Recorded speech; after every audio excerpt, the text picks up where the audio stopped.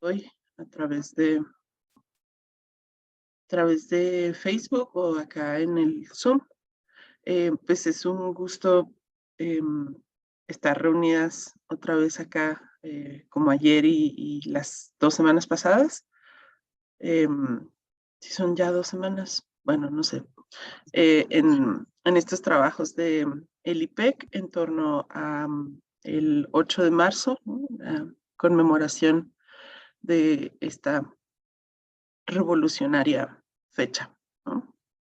Y el día de hoy está con nosotras Luz Mónica Acevedo Robles. Luz Mónica Acevedo Robles es psicóloga en formación y maestra en terapia familiar sistémica por el Instituto de Estudios Regionales de la Familia. Es consultora independiente, especialista en el enfoque de derechos de niñas, niños y adolescentes, prevención y atención de violencia sexual hacia niñas, niños y adolescentes, y educación integral en sexualidad. Formó parte del sistema de protección integral para niñas, niños y adolescentes del estado de Chihuahua, CIPINA, por 6 años. Mónica tiene experiencia en transversalización de la perspectiva de género y derechos humanos en políticas públicas, con énfasis en derechos de niñas, niños y adolescentes en el sistema educativo. También ha sido coordinadora operativa de los foros regionales de derechos de niñas, niños y adolescentes en el estado de Chihuahua, como enlace con UNICEF y CIPINA estatal por parte de la Secretaría de Educación y Deporte.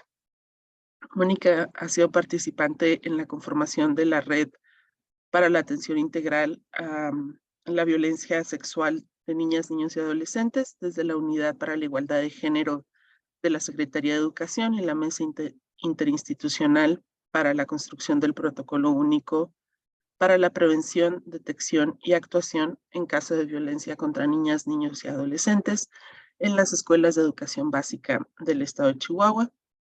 Actualmente colabora en el diseño de la malla curricular y la impartición del diplomado en atención integral a niñas, niños y adolescentes. Y asimismo colabora con la adaptación de esta malla curricular para la especialidad del mismo tema ofertada por la UPENET. Finalmente, Mónica también tiene experiencia en educación superior, en escuelas formadoras de docentes y es activista permanente por los derechos de las infancias y las adolescencias, las mujeres y las niñas. El día de hoy, Mónica nos va a presentar el trabajo titulado Entornos escolares para la igualdad de género y el libre desarrollo. Empecemos acordando. Y en este trabajo, para que se lo antojen, si les faltaba tantito para superpicarse, pues Mónica aborda 2 preguntas relevantes, muy relevantes socialmente, ¿no? Sí, es una pregunta fascinante, si es que el discurso de convivencia ha contribuido de alguna manera, o sea, o sea, como articulado de alguna manera a fomentar culturas de miedo, limitadoras de derechos patriarcales o heteronormativas. Y vinculado a esta pregunta, pues, ¿cuál es la función entonces de los acuerdos escolares de convivencia con un enfoque de derechos humanos, ¿no? ¿Cómo podemos hacer que esto funcione de una manera diferente? Desde la descripción de su ponencia se antojan unos 45 minutos muy provocadores y también esperanzadores. Entonces, pues es un gusto dejarle ahora la palabra a Mónica y después de que Mónica nos presente su trabajo, pues abrimos un espacio de preguntas. ¿Sí? Adelante, Mónica. Buen día a todas las personas que nos acompañan, a quienes están en sala y a quienes están conectándose vía Facebook. Muchísimas gracias por la invitación al equipo, ahí, a la maestra Sandra, a Lenia, a Leida, pues al equipo que me hace la cordial invitación. Para mí es un gusto, es un honor tener un espacio para poder compartir con docentes sobre todo, pero yo creo que también son temas que tendríamos que estar trabajando desde todos los lugares, ¿no? Y desde todos los espacios, pero es un gusto como tener la oportunidad de poder compartir estas ideas que luego pues comparte uno en corto, pero que estas plataformas son importantes para posicionar, como decía ahorita Leida, algunas cuestiones o algunas, a lo mejor los voy a dejar con más dudas o provocaciones que respuestas, pero creo que por algo tenemos que empezar. Voy a compartir pantalla para tener por ahí algo de apoyo visual, que luego a veces parece que las hago más para mí que para las personas que las están observando, pero es que yo soy una persona que necesito como esquematizar las ideas y me facilita cuando veo las ideas de otras personas a la hora que me las presentan esquematizadas, ¿no? Entonces, yo como que hago lo que a mí me gustaría que hiciera, pero bueno. Entonces, partiendo del título, voy a ir exponiéndoles una serie de ideas que pretendo enlazar y que podamos ir entendiendo, ¿no? Esta forma en cómo desde los acuerdos escolares de convivencia y desde las vinculaciones que se tienen en los entornos escolares, a veces vamos favoreciendo situaciones de tipo estructural, situaciones que favorecen o que son violentas, ¿no? Y como una primera idea central de las que voy a estar aquí posicionando, pues hay que posicionar a la escuela como un espacio público. Posicionar a la escuela en este lugar donde convergen muchas personas de diferentes grupos etarios que son de diferente sexo, que tienen diferente identidad sexual, diferente manera de ver el mundo, de interactuar con el mundo, que aparte vienen de familias, ¿no? O entornos comunitarios diversos. Entonces, estos procesos que se dan en la escuela, pues son procesos de orden colectivo. Indudablemente no podemos separar, aunque trabajemos con individuos, quienes estamos inmersos en espacios educativos, no podemos separar esta parte que es un proceso de orden colectivo. Y esto, bueno, ahorita vamos a ver que nos lleva a otra implicación, ¿no? Pero dentro de este proceso de orden colectivo, pues es un proceso meramente social, donde les decía, hay que llegar a acuerdos, hay que tomar decisiones, hay que mediar, hay que solucionar conflictos. ¿Y por qué? Pues porque estamos conviviendo constantemente con otras personas que tienen otras maneras de ver el mundo, que están posicionadas desde otros lugares. Y entonces se nos olvida que esta escuela como espacio público en un primer momento, y ahorita lo hilamos con otra de las ideas, es un espacio de todos.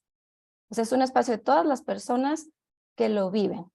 Y entonces esto implica que dentro de ese todos están también las niñas y los niños por muy pequeños que sean. O sea, son parte del espacio público y tienen cosas que mediar ahí, ¿no?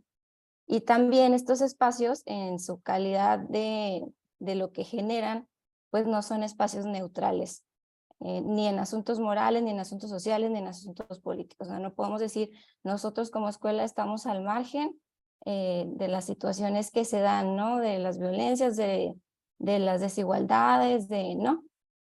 No somos neutrales. Entonces, la manera en la que vamos gestionando, la manera en la que nos relacionamos y gestionamos la forma o apoyamos a las niñas y a los niños a que se relacionen, esas formas no son neutrales.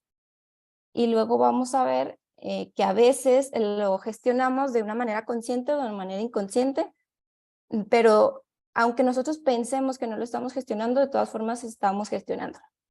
¿Cómo es esto? Bueno, aquí ya llegamos a este punto que se relaciona, que tiene que ver con la gestión de la convivencia,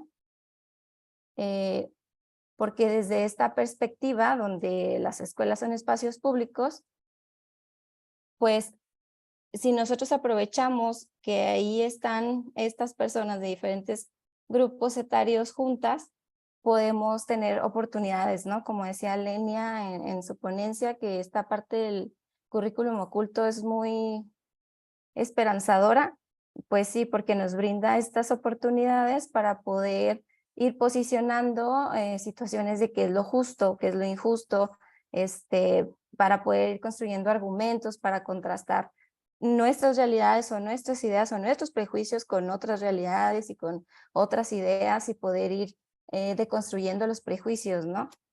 Para poder contrastarlos y poner en práctica regulación, autorregulación, para poder, al fin de cuentas, ir creciendo y desarrollando una autonomía que nos permita vivir en sociedad. Y entonces, en este sentido, las normas, antes, creo que ahora ya casi, pues no, creo que ahora sí son puros acuerdos escolares de convivencia, pero antes pues teníamos reglamentos, ¿no? Pero en esta cuestión que se norma o que tiene reglas, van a posibilitar que haya un intercambio en este espacio común.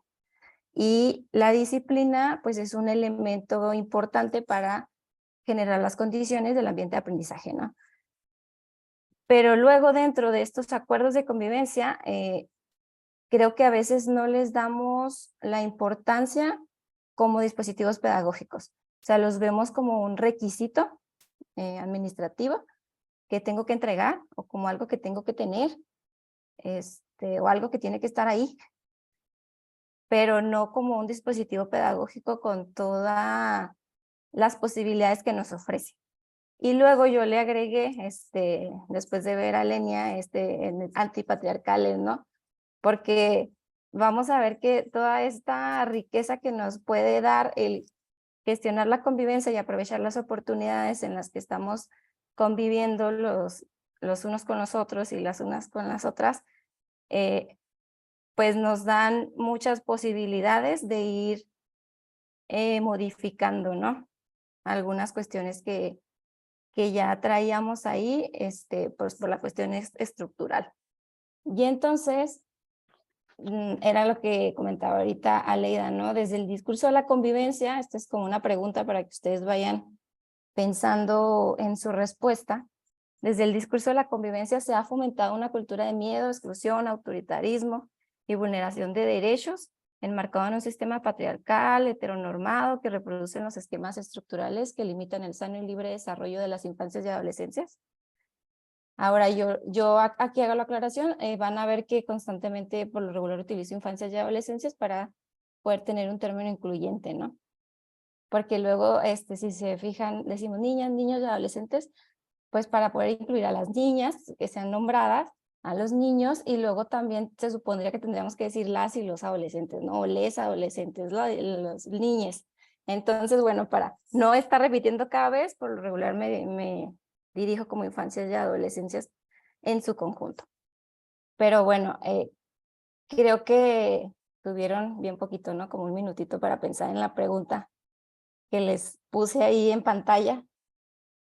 A lo mejor ya se remitieron a alguna idea, ya tienen algún ejemplo o siguen como pensando en esta parte, que si se fijan, la pregunta de fondo es muy fuerte. Es muy larga, pero es muy fuerte, porque entonces estamos viendo que desde una situación que pareciera muy inofensiva, estamos causando grandes estragos, ¿no? Y ahorita lo vamos a ir ligando más adelante. Aquí para ir revisando esta parte que tiene que ver con cómo hemos utilizado esta disciplina o esta gestión de la convivencia de manera fascista, diría Lenia, en algunos espacios. Bueno, hay algunos, de acuerdo a las investigaciones y estudios y demás, los autores coinciden en que hay estos tres modelos de gestionar la convivencia, que es un modelo en el que no se hace nada, un modelo que es punitivo autoritario y otro que es democrático. En el de no hacer nada es básicamente cuando no tenemos claridad o dejamos como que este tema no sea importante. Les decía, si nosotros decimos, no es que no tenemos acuerdo o no tenemos ningún proyecto específico para cómo regular las conductas de disciplina o demás, de todas formas lo estamos regulando. ¿Cómo? Pues no le estamos dando importancia, ¿no? Cuando no tenemos como un piso común, cuando los docentes, unos aplican para el mismo comportamiento una sanción y otros aplican otra y otras se hacen como que de la vista gorda, o cuando los docentes no se ponen la camiseta, ¿no? Que el profesorado dice, no, pues es que los que se están peleando son de cuarto y yo tengo segundo y ese no es mi asunto ni mi injerencia y pasan de largo. Estas situaciones son de no hacer nada, ¿no? Y el mensaje al final, pues es que no nos importa cómo su bienestar o sus emociones o cómo se vinculen con los demás o las violencias que estén sufriendo, porque no es nuestro problema. Lo que a nosotros nos interesa pues, es la cuestión académica, es que aprendas a sumar, restar, que leas, que pasa. Y más allá de que leas, restes y sumes, que hagas el examen, ¿no? Que te saques la mayoría de los aciertos bien, para poder reflejar una calificación de tipo cuantitativo, ¿no? Y entonces aquí, pues básicamente lo que pasa es que es ignorado y otras de las veces, lo cual también es muy, muy grave, es que se pretende minimizar o ocultar. O sea, por el hecho de no ser nombrado, de no prestarle atención, pensamos que, o sea, es como pensar que tenemos un elefante rosa en la sala, ¿no? Y cada que entramos lo vemos, pero pues es un elefante y lo es rosa, pero fingimos que no está ahí y entonces si no lo veo no está, si no lo nombro no existe. Y ese tipo de situaciones pues también es desde un modelo omiso, ¿no? De no hacer nada y generar otras condiciones para que cuando hay situaciones de violencia escalen. Luego tenemos un modelo punitivo, pues que es uno de los modelos que por lo regular más utilizamos o estamos más habituados, ¿no? A las sanciones o los castigos. La otra cosa importante es que a veces no es cierto que en las realidades no hay cuestiones teóricas puras, ¿no?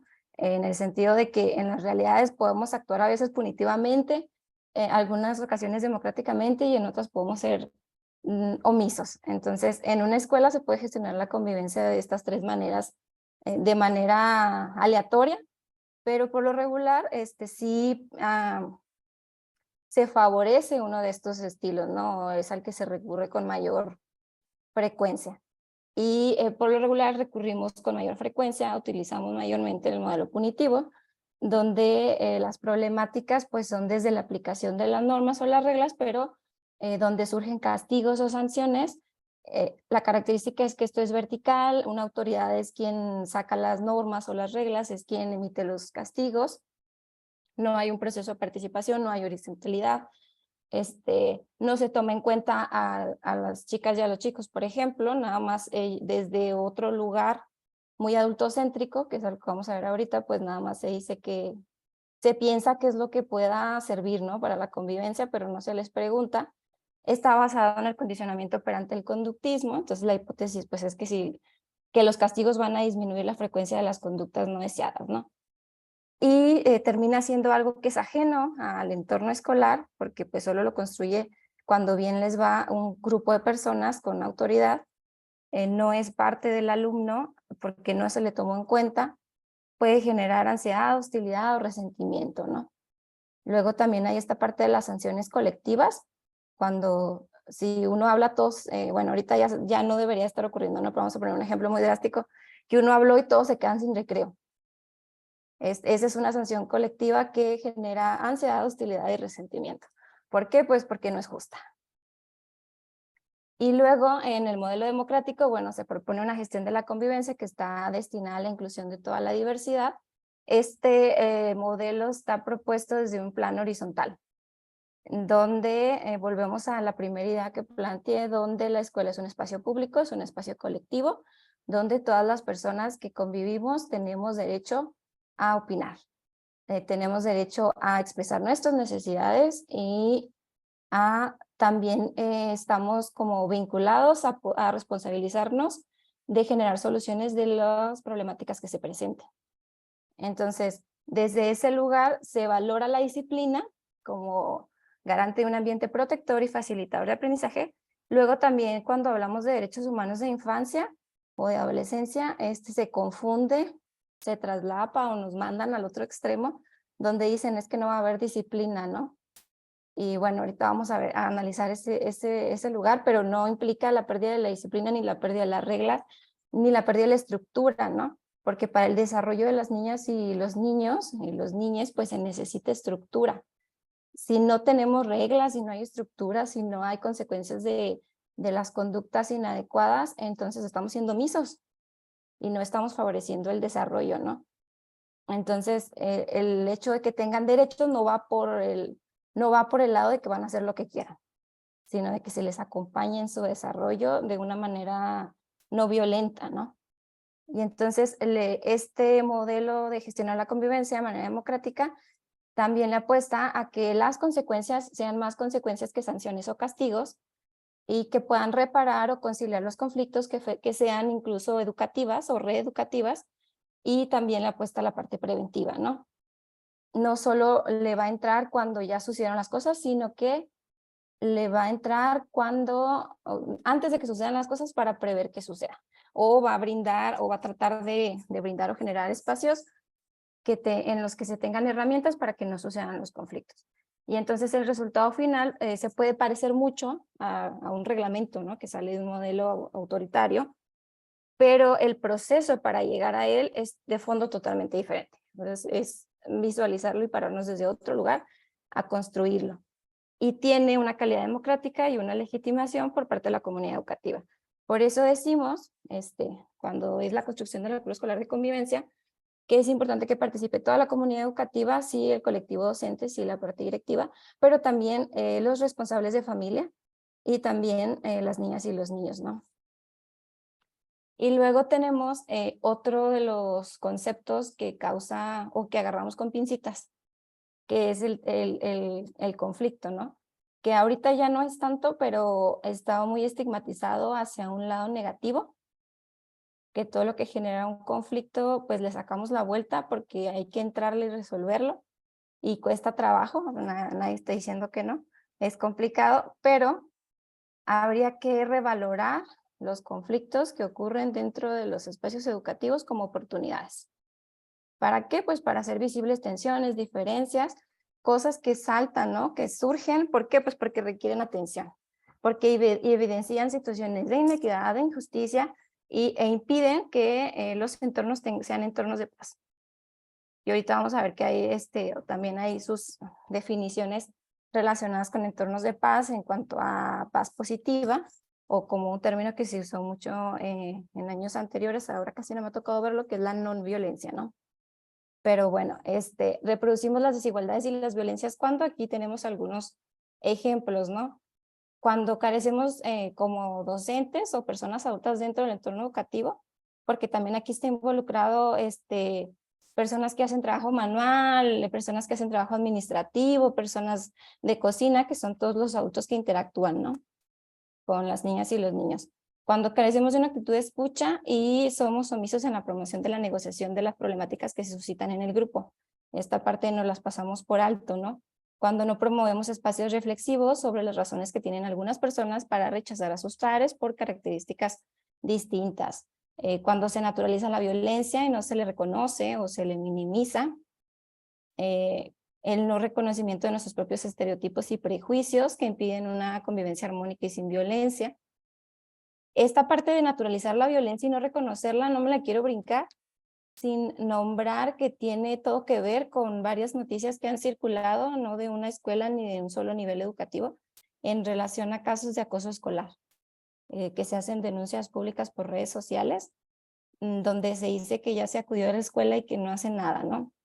Es esta parte en la que creemos que si no lo vemos y si no decimos nada, o incluso a veces se les sugiere de manera más o menos amigable a las familias que no hagan la información pública. ¿Por qué? Pues porque estamos desde aquí donde lo estamos naturalizando, donde no lo estamos reconociendo, y creemos que si hacemos eso se va a pasar. Bueno, entonces decíamos que también otra cosa que favorece esto es que no reconozcamos nuestros propios estereotipos y prejuicios que impiden una convivencia armónica y sin violencia, que no nos hagamos cargo de nuestras propias conductas, aunque no haya sido nuestro objetivo lastimar a alguien, ¿no? Porque suele suceder, estamos en entornos donde nos relacionamos y a veces uno como adulto no es perfecto ni sabe todo, y esa es otra cosa que ahorita vamos a ver más adelante. Y también uno comete errores, ¿no? También uno tuvo un mal día, o también uno va de genio, también uno va triste, también a uno no le alcanzó la quincena para le pagar el gas. Entonces, todas estas cosas, cuando no nos hacemos cargo de nuestras propias conductas, cuando cometemos algún error o hacemos alguna situación que pudo dañar o lastimar a alguien, ahí también estamos reproduciendo, ¿no?, estas desigualdades y estas violencias. porque aparte las personas adultas les tenemos que enseñar a los que vienen creciendo cómo hay que hacernos cargo de nuestras propias conductas, ¿no? Cómo hay que reconocer nuestros propios estereotipos y nuestros propios prejuicios. Y si nosotros no lo sabemos hacer, ellos cómo lo van a ir aprendiendo. Entonces también cuando no llamamos la atención para el análisis de los relatos, imágenes o textos que denigran a ciertos personajes, esto se suele dar ya sea en los materiales de los libros de texto gratuito, pero también a veces se suscitan pláticas, ¿no? De que la caricatura y que no sé qué, y pues nosotros no aprovechamos esas pláticas más como de tipo informal o ejemplos incluso que ellos ponen, no lo aprovechamos para rescatar, ¿no? De ahí el personaje o lo sucedido y poder generar en torno a esto reflexiones. Cuando no intervenimos y los niños rechazan a sus pares por alguna cuestión cultural, física o de diversidad funcional, ahorita vamos a ver que también tiene que ver con lo de género, pero lo puse acá un poquito más adelante, y cuando hacemos generalización y olvidamos las individualidades y las condiciones de los contextos personales y exigimos, por ejemplo, de manera muy descontextualizada un uniforme escolar. Yo entiendo que hay situaciones en las que, bueno, se dice que porque seguridad y por uniformidad, al menos desde mi punto de vista como madre de familia, pues porque tengo una hija y un hijo, es fácil, ¿no? Lavar el uniforme y ya saber qué se va a poner. Pero hay otras situaciones en las que incluso la situación económica y nosotros exigimos que traigan, no sé, zapatos cuando solo tiene un par de tenis, ¿no? Y entonces aplicamos sanciones, somos muy estrictos para algunas cosas, porque no trajo zapatos, pero si le pegan a otro de los niños o están insultando a las niñas, no intervenimos. Entonces, la otra idea que vamos a ir como hilando es esta, ¿no? Que la escuela, aparte que es un espacio público, es un espacio donde se pone de manifiesto el ejercicio del poder. Si no reconocemos esto de entrada, vamos a batallar para empezar a ver. Hay que reconocer de entrada que la escuela es un espacio en donde ejercemos el poder. ¿Y quiénes ejercen el poder? Desde esta visión que estoy planteando desde el enfoque de derechos de niños y adolescentes, pues las personas adultas. Dentro del aula, ¿quién lo ejerce? Pues el docente. Dentro de la escuela, ¿quién lo ejerce? Pues la parte directiva, ¿no? Y así de ahí vamos subiendo, pues tenemos otra estructura. ¿Y esto qué como que tiene que ver o que tendríamos que analizar esta parte de, bueno, nos puede dar bufas, así, un chorro para analizar muchas cosas, pero quise poner como de lo más importante, ¿no? El adultocentrismo, que ahorita les decía, aquí ya lo vamos a clarificar, son estas relaciones de tipo vertical que son asimétricas y que reproducen autoritarismos, en donde las personas adultas nos sentimos superiores a las niñas y a los niños, ya a los chiques, ¿por qué? Pues porque somos mayores, porque nosotros ya vivimos y nosotros queremos imponer nuestros modelos de referencia y parámetros sobre la comprensión del mundo. Cuando sabemos, y ya lo hemos estudiado en repetidas ocasiones, que hay procesos de desarrollo, ya ven que hemos visto a Vygotsky, a Piaget, y por ahí se pueden sacar muchos otros en cuanto a teorías del desarrollo, pues que el desarrollo es diferente y las maneras de ver el mundo y las necesidades son diversas. Y nosotros desde nuestro mirar de adulto queremos imponer estos modelos de referencia y estos parámetros que no son los mismos para las niñas y los niños, ¿no? Y entonces en este adultocentrismo pues está permeado por elementos de dominio y subordinación que lo categorizan y lo podemos comprender dentro de un sistema más amplio de dominación estructural. ¿Dónde lo vamos a poner? Bueno, dentro de esta situación estructural, este adultocentrismo es un engranaje que está ahí inmiscuido también como parte del patriarcado, ¿no?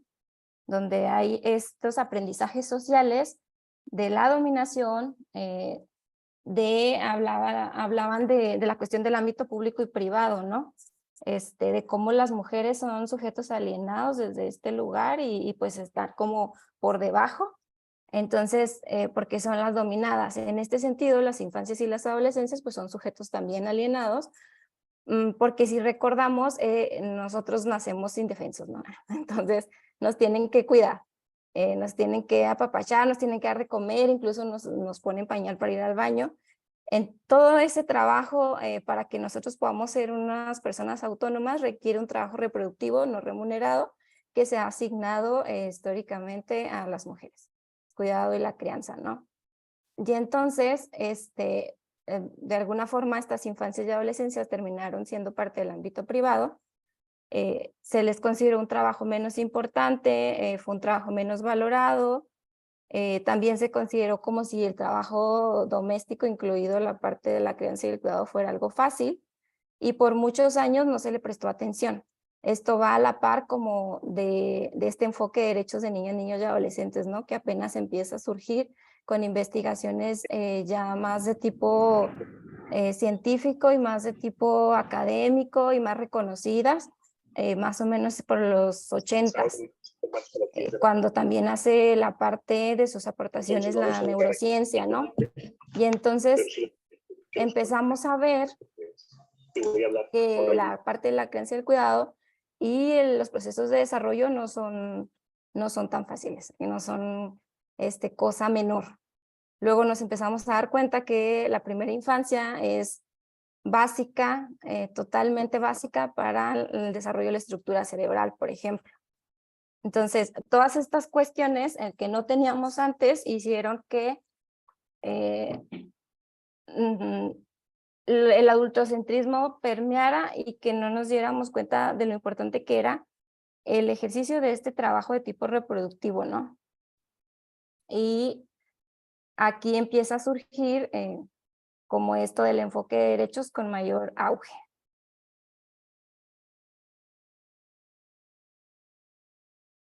Y relacionado con esto, porque estamos hablando del ejercicio del poder, ahorita nos vamos un poquito más por la parte de los sujetos de derecho. Yo les quiero dejar estas dos preguntas aquí, les voy a encargar que las apunten, así que no se les olvide, se las lleven pegadas en un lugar de su imaginario, porque yo quisiera preguntarles, estábamos hablando ahorita en la primera idea de gestión de disciplina, ¿no? Y de la cuestión de los modelos de cómo gestionamos la disciplina. Lo juntamos con la cuestión del autocentrismo hilado a un aprendizaje estructural y social de la dominación, ¿no? Y cómo está hilada esta parte del patriarcado con el autocentrismo. Y entonces yo les pregunto, ¿intervenimos en la disciplina de las infancias y las adolescencias desde una doble moral? ¿Por qué les digo esto? Bueno, si voy a poner un ejemplo que quien ya me haya escuchado a lo mejor ya se lo sabe, pero si ustedes invitan a una persona adulta, vamos a llamar su suegra, su comadre o con algún amigo a su casa a cenar, y entonces de repente su amiga tira el vaso de refresco, pues nosotros, ¿cuál es nuestra reacción? Ah, no te preocupes, jaja, no pasa nada, ahorita limpiamos, ¿no? Y a veces Juanita o nuestra amiga bien hacendosa se levanta y limpia, y no hay ningún problema, ¿no? Todos nos reímos y ya, cambiamos el mantel porque era nuevo. Pero si mi hijo o mi hija, algún presente por ahí, menor de 18 años, tira el vaso, ¿qué hacemos? Ya no en todos los escenarios es la misma reacción, debo de reconocer que hemos avanzado. Pero en ese escenario, algo muy comúnmente que se hacía, y ustedes reflexionen si cuál sería la reacción o cuáles reacciones han visto, es que nos molestamos y entonces regañamos, ¿no? Llamamos la atención porque, ya tiraste, ya hiciste tu batidero en mi mantel nuevo. Entonces desde ahí estamos haciendo un trato diferenciado, porque a los niños y a las niñas sí les regañamos y a las personas adultas no. Sí les recriminamos cuando tendríamos que considerar que lo más lógico, si nos apegamos a los estudios, la teoría y la etapa del desarrollo, es que el niño o la niña tire el vaso. Y la persona adulta no, porque supone que es una persona adulta y ya tiene control de la motricidad fina, ¿no? Por ejemplo. Entonces, desde estos lugares es que yo les pregunto si intervenimos en la disciplina desde una doble moral. Esta doble moral también aplica para regañar a los unos y a las otras, a las niñas por una parte y a los niños por la otra, por cosas diferentes. O a unos sí regañarlos y a otros no. Porque a las niñas sí las regañamos porque se revolcaron, ¿no? Y vienen todas llenas de tierra y la ropa así arrastrada y los tenis raspados. Pero a lo mejor a los niños no. Porque los niños son niños, ¿no? Bueno, y la otra cosa es que si intervenimos desde el interés superior, o sea, intervenimos por su bien, para apoyarles en su desarrollo, porque realmente está en riesgo su vida, porque realmente está en riesgo su bienestar, o intervenimos desde nuestra necesidad de ejercer el control para no perder poder. Aquí tendríamos también como que preguntárnoslo, ¿no? En situaciones del aula, en la escuela, en los patios, que suceden, le exigimos los zapatos desde nuestra necesidad de ejercer el control para no perder poder, o desde que a la niña o al niño realmente le hacen falta los zapatos para cumplir con el uniforme para poder tener procesos de convivencia y aprendizaje exitosos.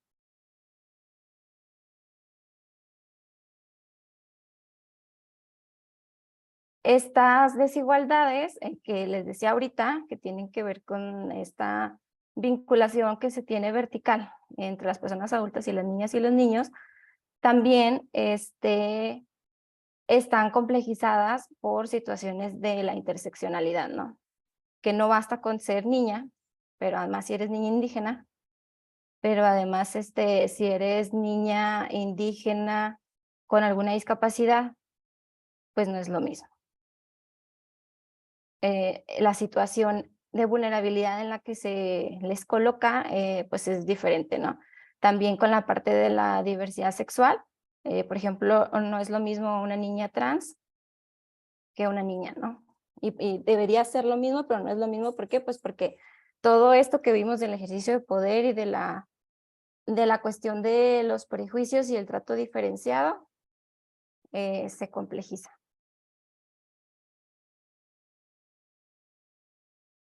Y entonces, esta frase me gustó y la tomé tal cual, porque les decía ahorita en relación a la paz, ¿no? Aquí esto nos dice que no puede existir una paz y luego nos habla de paz positiva, refiriéndose a que la paz no es solamente la ausencia del conflicto o la ausencia de guerra o la ausencia de una problemática específica de pelea, sino que la paz es como este estado de armonía en el que todos podemos desarrollarnos. Y entonces dice que no puede existir esta paz positiva si hay relaciones caracterizadas por el dominio de la desigualdad y la no reciprocidad. Aunque de manera explícita no haya una problemática, ¿no? Pero si seguimos reproduciendo estas situaciones de dominio, de desigualdad, de subordinar a los unos a los otros, de explotar los unos a los otros, pues no vamos a conseguir un estado de paz positiva. Y bueno, en este sentido, ¿cuándo podemos nosotros como personas adultas reproducir estas desigualdades y estas violencias? Bueno, si no reflexionamos en clases sobre las exclusiones de las mujeres, por ejemplo, en los campos del conocimiento, ¿no? Muy relacionado con la ponencia del día de ayer, ¿no? Por la tarde. Cuando no se analizan críticamente las representaciones gráficas de los libros de texto y otros materiales donde hay estereotipos de género, para identificar esas desigualdades o bien resaltar cuando sí hay igualdad y equidad, ¿no? Cuando señalamos explícitamente actividades o tareas como no propias de niñas o no propias de niños, ¿no? Hacemos así el señalamiento y hasta nos sale el dedito. Se trata de forma diferenciada a las niñas y a los niños. Estos son algunos ejemplos, pero ustedes yo estoy segura que a lo mejor pueden tener más. Por ejemplo, ¿cómo tratamos de manera diferenciada a las niñas y a los niños? Les saludamos diferente. A las niñas es, ay, qué bonito tu chongo, ¿no? Qué bonita vienes peinada, qué limpia, que hace, que tus moñitos, ¿no? Los brochecitos que te puso tu mamá. Y a los niños que les decimos, pues, ¿cómo estuvo el partido? Y luego estas partes de que las princesas y los campeones, ¿no? O los tonos de la voz, a las niñas les hablamos suavemente y delicadamente y a los niños somos así como muy eufóricos y como más rudos, ¿no? Cuando les permitimos que los niños utilicen o que se apropien de los espacios de la escuela de manera diferenciada, es por sexo, que los niños estén en los patios o en las canchas y tomen las decisiones sobre el uso de los patios y de las canchas, sobre todo es más común, y que las niñas no, las niñas ahí no tienen como voz y voto, no. E inclusive si alguien quiere jugar fútbol, pues le tiene que invitar a un equipo de los niños y anda una niña con todos los niños jugando, ¿no? También cuando a los niños no se les incluye en otras organizaciones, así como a las niñas en las cuestiones deportivas no se les incluye, a los niños va a haber un festival, se ponen a hacer, no sé, las manualidades de las flores de papel crepé o foamy, no sé qué les gusta, y no le incluyen a los niños, ¿no? O que se les castiga de manera diferente. ¿Cómo de manera diferente? Pues a lo mejor hicieron lo mismo, pero como era un grupo de niños, los recriminamos más fuertemente y somos más duros, porque ellos son más fuertes y pueden aguantar, y a las niñas pues nomás les hacemos una llamadita de atención porque ellas son como más sensibles, ¿no? Esos son algunos de los tratos que podemos hacer de manera diferenciada y que podemos estar contribuyendo a reproducir estas desigualdades y estos estereotipos. También cuando tenemos un uniforme diferenciado por sexo y limitamos la expresión, limitamos su expresión a través del arreglo personal, y está relacionado con estos estereotipos, ¿no? Como el corte de cabello, que lo largo es solo para las niñas, o me tocó una escuela donde solo podían llevar chongo, así literal, solo podían llevar chongo, porque eran niñas, tenían que ir de chongo. Pero si tú escarbas en estas como imposiciones, dices, bueno, ¿qué tiene que ver el chongo? O sea, ¿para qué le va a servir el chongo, no? Y así como el color del cabello, que en cuestión de esto de situaciones que apoyan, contribuyen a poder reproducir estereotipos, sí tendríamos que analizarlo. Yo sé que esta parte tiene muchas aristas, van a decir, ay, pues ya quiere que todos vayan con piercing, con el cabello de color, sin uniforme, pues no, tampoco sería como algo malo, ¿no? Pero tendríamos que empezar a entrarle a esas discusiones, porque luego nos apegamos a que esto es, y esto se ha dicho, y esto se ha hecho por mucho tiempo y no lo cuestionamos. Cuando de fondo, pues no tiene como una razón de ser objetiva. También cuando dentro de las personas adultas, aquí yo le puse modelos adultos porque nosotros les modelamos la conducta a las niñas y a los niños, incluido todo quien esté en la escuela, actuamos apegados a estereotipos de género. Va a haber un convivio y ahí andan no sé, el intendente y los maestros cargando las sillas y las mesas y poniendo para acá y para allá y subiendo en el diablito la bocina, y las maestras andan en los adornos y luego hicieron comida y las maestras les tocó el arroz, y ¿sí me explico? Cuando nosotros estamos como personas adultas apegadas a estos estereotipos, no les estamos diciendo, pero se los estamos diciendo de otras formas, ¿no? También cuando tendemos a resolver los conflictos como colectivo de manera violenta, cuando permitimos dentro de las interacciones entre las personas adultas en la escuela que haya discriminación o violencia de maestros, de varones hacia mujeres. Cuando en una escuela está ahí muy marcada la cuestión, no sé, a lo mejor de acoso sexual, por ejemplo, de una de las personas, de los varones hacia las maestras, estas son situaciones que lanzan mensajes, ¿no? Y que las niñas y los niños ven. También cuando limitamos la expresión de las ideas, las opiniones personales o las dudas sobre algún tema de los aprendizajes, algún conflicto, cuando les consideramos incapaces de gestionar sus emociones, de tener ideas buenas, ¿no? Y de aportar y colaborar a la resolución de problemáticas de la escuela o conflictos del salón, cuando les percibimos como inmaduros o personas incompletas, y algunas de las frases que utilizamos pueden ser que eres muy chico para entender, que no me contradigas, que yo tengo razón porque soy mayor, no sabes nada de la vida, porque yo te estoy diciendo y punto, y quién te preguntó tu opinión, ¿no? Esta parte desde un adultocentrismo y autoritarismo de yo soy aquí la persona adulta, yo soy la que sabe y tú te agachas. La otra idea es que nosotras, como personas servidoras públicas y quienes no lo son o somos también, o sea, no estamos exentos, pero vamos a ver por qué, somos personas garantes de derechos. Y esto es algo que lo tendríamos que traer cosido, así para que no se nos despegue.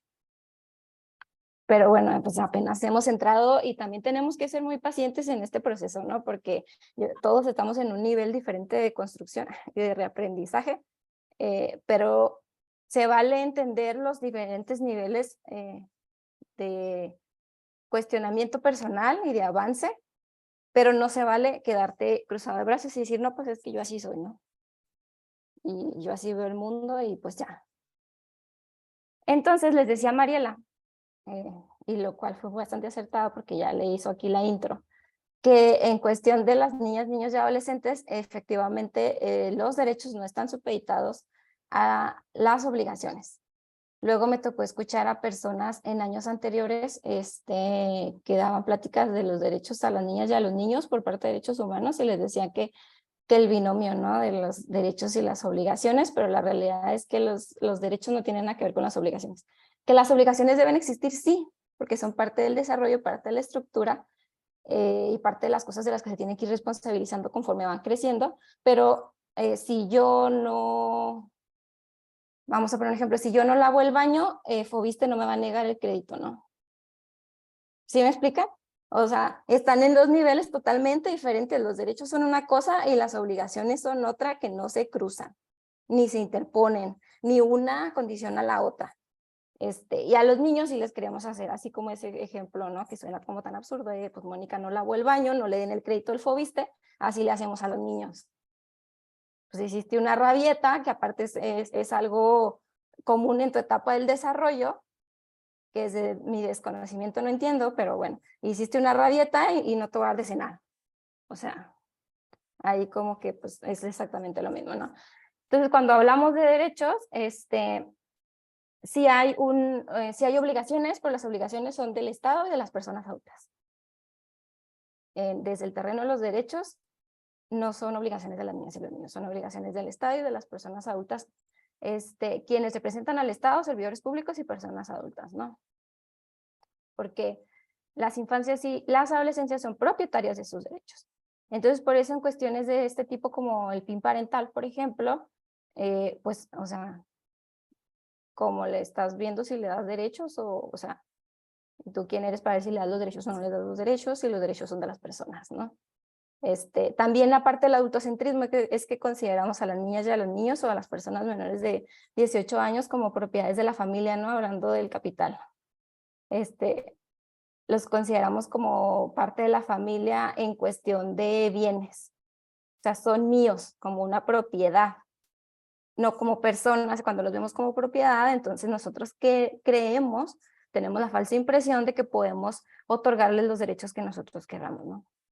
O quitarles los derechos que nosotros queramos, porque los estamos viendo como una propiedad, no los estamos viendo como personas. Este es así como un comercial, del cual no les voy a platicar de todo, pero algo que es muy importante aquí es la autonomía progresiva. Que no se nos olvide, la autonomía progresiva es de acuerdo al desarrollo, como ellos van teniendo más facultades y más capacidad cognitiva, y entonces podemos irles dando más oportunidades de ser autónomos. Y entonces llegamos a esta parte, donde las ideas que hemos venido explorando, que son las que yo quería dejar sobre la mesa esta mañana, es que la escuela pues es un espacio público, que es un espacio donde se manifiesta el ejercicio del poder, que es un espacio garante de derechos, y que todo esto nos lleva a, desde mi punto de vista, que nos pudiera apoyar para esto que decía Lenia, ¿no? De despatriarcalizar, o del currículum oculto, de estas cosas que están ahí, que nos puedan ayudar, pues yo quisiera que esto nos sirviera para poder tener una escuela que fuera constructora de sujetos de derechos y ciudadanos del mundo. Porque luego no los dejamos ensayar cuestiones democráticas ni de participación ciudadana, y queremos que cuando cumplan 18 todo el mundo vaya a votar. Cuando, o sea, no los preparamos nunca para ser ciudadanos del mundo, ni siquiera los dejamos hablar. Cállese porque usted no sabe. Y a los 18 y son las votaciones y válgame, hubo bien poquita participación. O sea, pues sí, porque nunca les enseñaste a ser ciudadanos.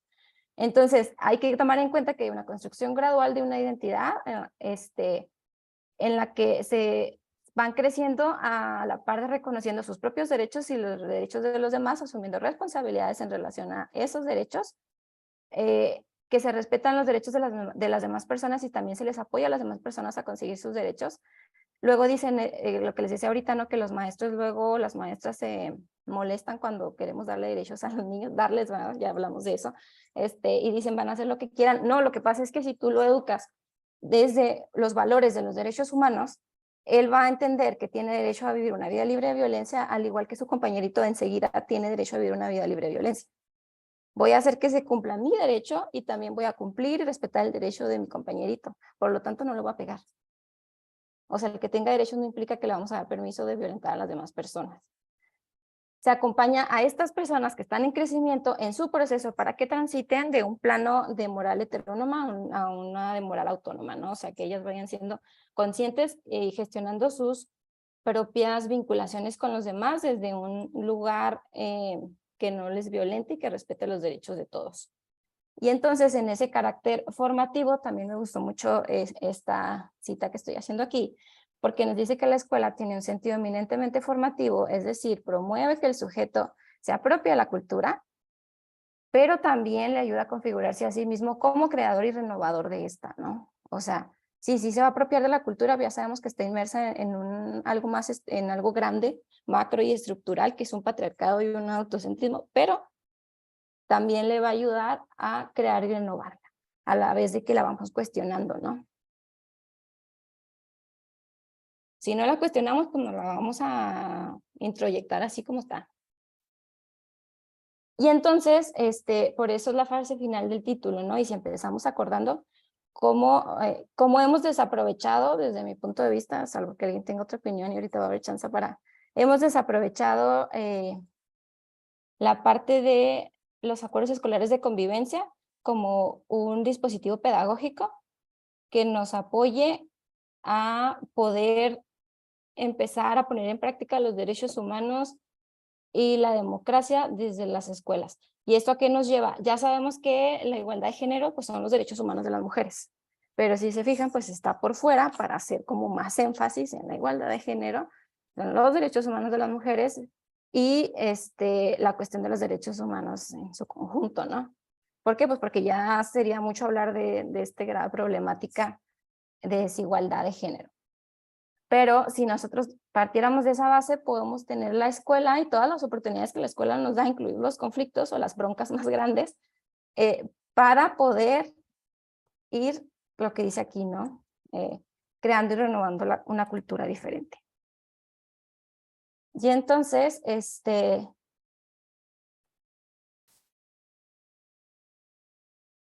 esta educación, pues desde mi punto de vista, tiene un papel que jugar en el aprendizaje de los derechos humanos y la democracia, creando condiciones para su puesta en práctica, ¿no?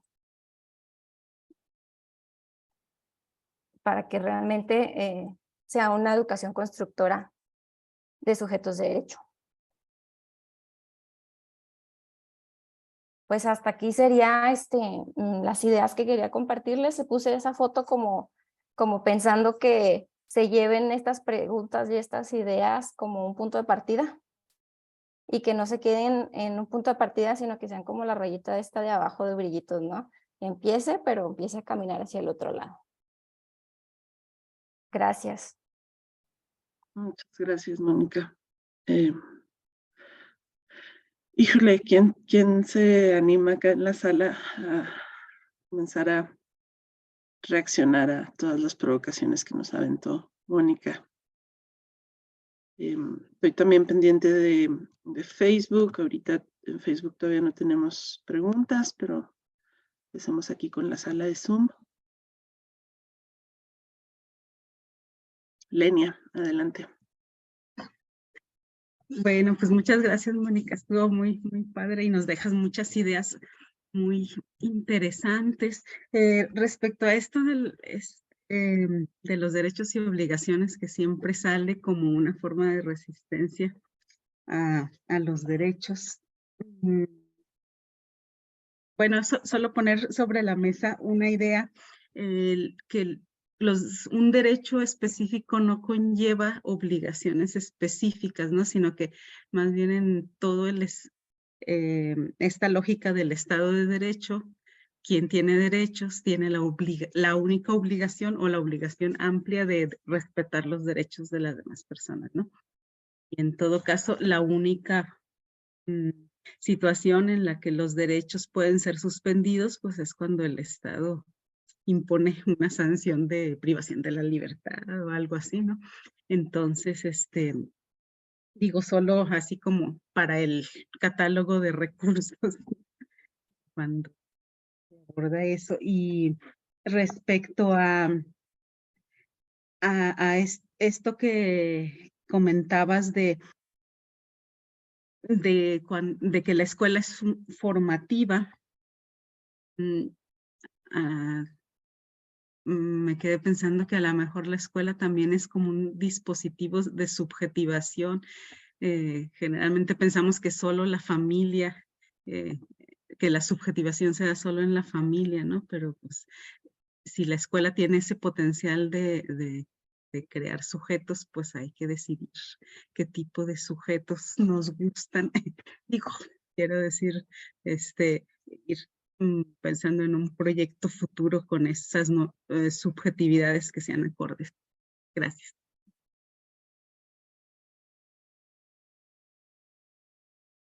Gracias, Lenia. ¿Está bien si juntamos varias participaciones y luego te pasamos el micrófono, Mónica? ¿Sí? Ok. ¿Alguien más? Yo ya me anoté, pero en realidad puedo ir al último, entonces anímense.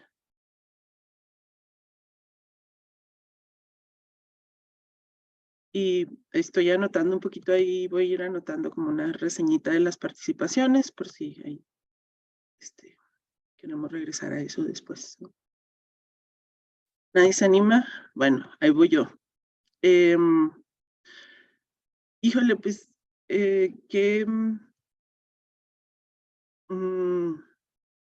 para alguien que decidió dejar de hacer investigación, como escucharte es muy bonito, me produce como una nostalgia bonita porque me da muchas ganas de hacer investigación, ¿no? Me hiciste girar un montón la cabeza de una manera muy hermosa. Y pensaba en dos cosas, ¿no? Una que, y les invito también quizá a pensarnos como personas que ejercemos o ejercimos la docencia, ¿no? Y exponernos también, ¿no? Que es la gran lección del feminismo, como hablar también de los procesos que nosotras vivimos, porque hablando de nosotras, hablando de lo personal, es que podemos también desmontar lo público, que lo personal es político, ¿no?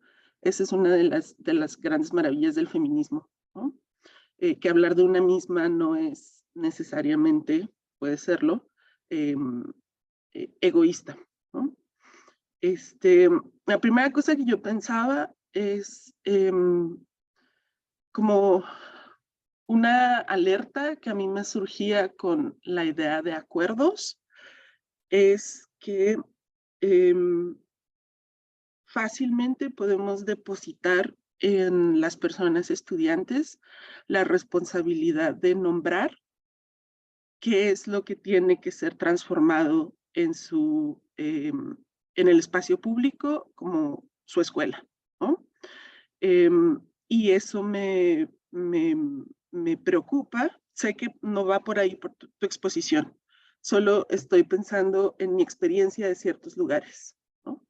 Donde si las personas estudiantes no nombran todo lo que quieren que se transforme, entonces eso no se transforma, entonces eso no existe, ¿no? Y estoy pensando en concreto en cuando las personas adolescentes están, o las niñas, ¿no? Las personas en infancia, pues están entendiendo cuál es su lugar dentro del espectro del género y la sexualidad, ¿no? Y entender cuál es tu espacio dentro de ese espectro es muy difícil subjetivamente, ¿no? Porque para entender no entiendes un carajo, para empezar no entiendes un carajo, ¿no? Y luego lo único que sí entiendes es que lo que te está sucediendo puede o te ha llevado a situaciones de violencia, ¿no? Entonces pensaba particularmente en el uso, en los reglamentos sobre el uso de las canchas o los espacios de juego en las escuelas, ¿no? Y efectivamente una de las maneras como más rápidas de decir estamos atendiendo, estamos siendo incluyentes, ¿no? En términos de género, es pues niñas y niños, los dos van a construir, niños y niñas, los dos van a construir un reglamento sobre cómo se utiliza la cancha, ¿no? Y entonces los dos tienen acceso a la cancha, ¿no? Como esos dos géneros tienen acceso a la cancha y distribuyanse el tiempo, y etcétera, etcétera. Pero pienso en que hay ciertas personas que subjetivamente están pasando por querer jugar con el otro género.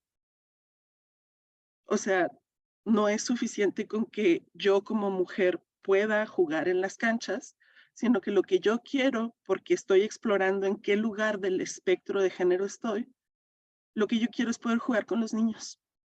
Y quiero que me acepten, quiero que me respeten siendo parte de ese espacio que es masculino. Y no solo las canchas, sino el grupo, ¿no? Es decir, yo no quiero jugar con las niñas porque quiero saber qué estoy viviendo, y ese qué estoy viviendo, qué lugar ocupo en el espectro de género y la sexualidad, es convivir con los niños, ¿no?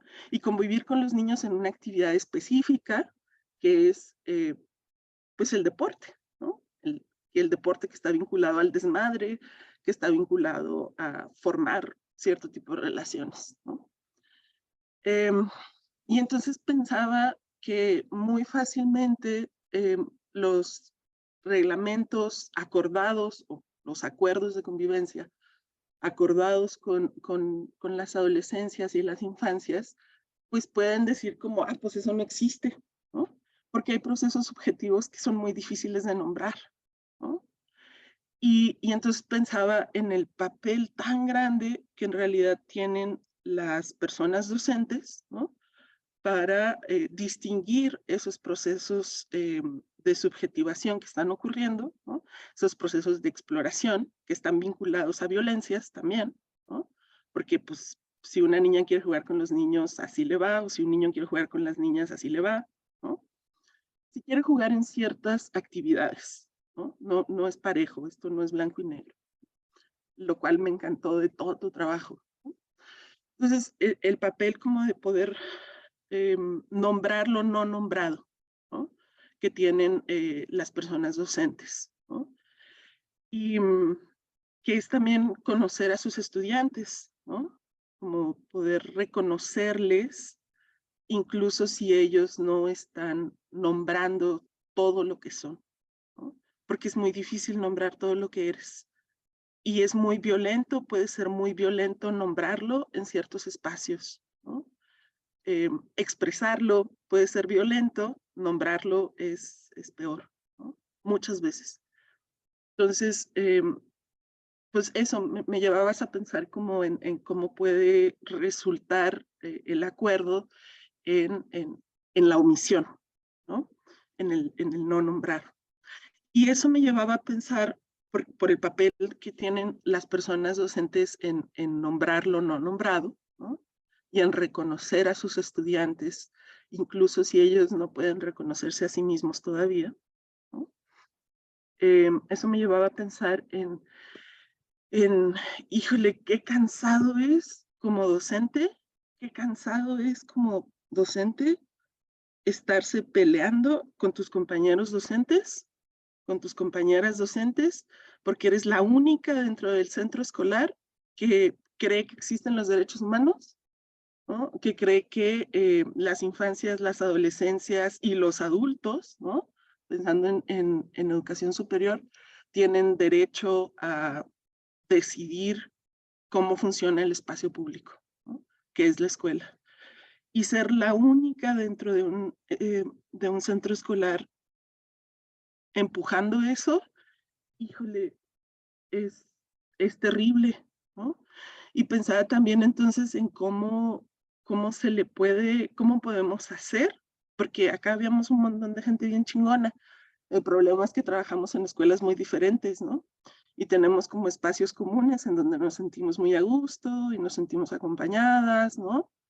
Pero luego regresamos a nuestros centros de trabajo y es como, no voy a decir que regresamos a la Edad Media, porque en realidad la Edad Media era mucho más cool de lo que creemos, pero sí a la victoriana, ¿no? Estamos de nuevo en el pinche siglo XIX, así dándonos de topes como, ¿qué hago aquí? ¿No?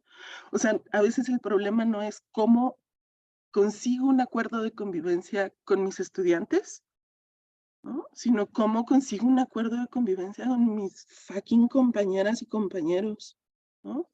¿Cómo le hago? Y eso, hacerlo de manera individual, a mí honestamente me quebró, ¿no? Y creo que vale la pena también hablar de lo difícil que es para las docentes, para las personas docentes, implementar estos proyectos tan chingones, ¿no? Pensaba, por supuesto, que los talleres que tú construyes y que las personas con las que tú trabajas, que dirigen talleres súper chingones, ¿no? Que pues interpelan a las personas docentes desde otro lugar, son indispensables, pero en la cotidianidad, ¿cómo lo resolvemos? Porque nombrar lo que tus estudiantes no pueden nombrar regularmente tiene consecuencias para ti una vez que entras al salón de maestros, ¿no? Y ya me callé. Va Marisa y luego ya dejamos ahí un espacio para que te avientes, Mónica.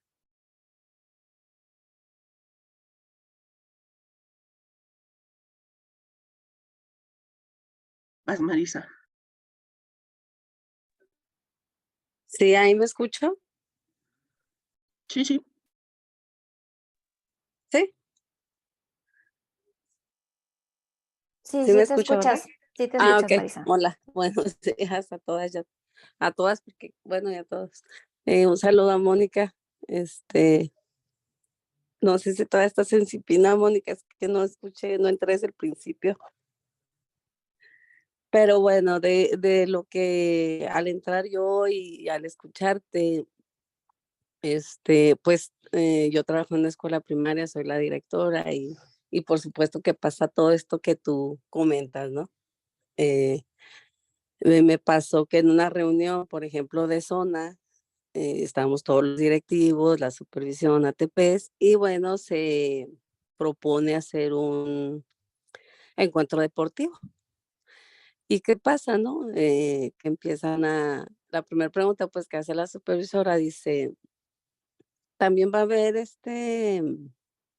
encuentros deportivos rama varonil, femenil. Y luego así yo como que, para empezar, ni siquiera se debió haber hecho esa pregunta, ¿no? O sea, ya habían tomado en cuenta que los niños iban a participar así, o sea, de a chaleco, ¿no? O sea, que no, pues los niños definitivamente sí. Pero él se estaba cuestionando si ahí íbamos a promover un encuentro femenino. Entonces ahí pues yo nunca pues me puedo quedar callada, ¿no? En ese sentido, y siempre soy así como la que hoy va en contra de todo. Bien lo dijo ahorita Leida, ¿no? Pero dije, no, ni modo. Y empezó pues yo a decirles, por supuesto, le dije, o sea, yo considero si estamos hablando de la nueva escuela mexicana en todas las reuniones y en todos los consejos de la igualdad de género, que ya viene el pensamiento crítico, los ejes articuladores, y nos empezamos a hacer esa pregunta, o sea, ¿cómo es posible que no ya tomemos en cuenta también a las mujeres? O sea, sería más bien decir, ¿cuándo sería el de la rama varonil y la rama femenina? Y no, entonces muchos no querían que hubiera rama femenil.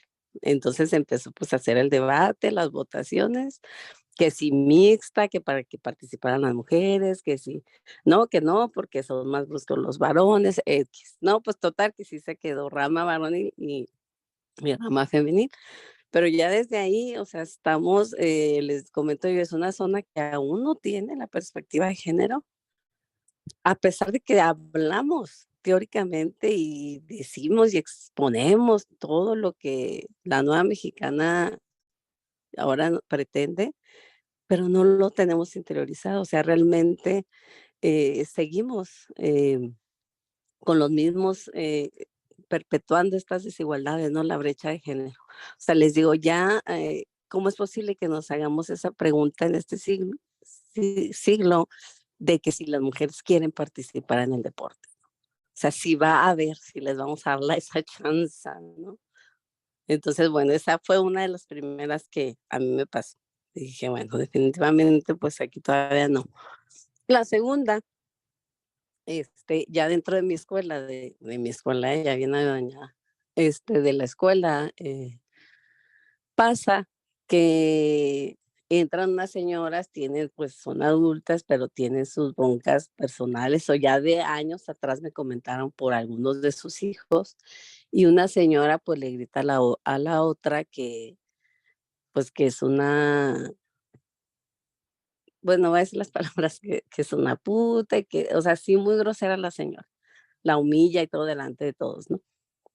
Y se va. Entonces le digo yo al profesor que pues sí teme a esas señoras.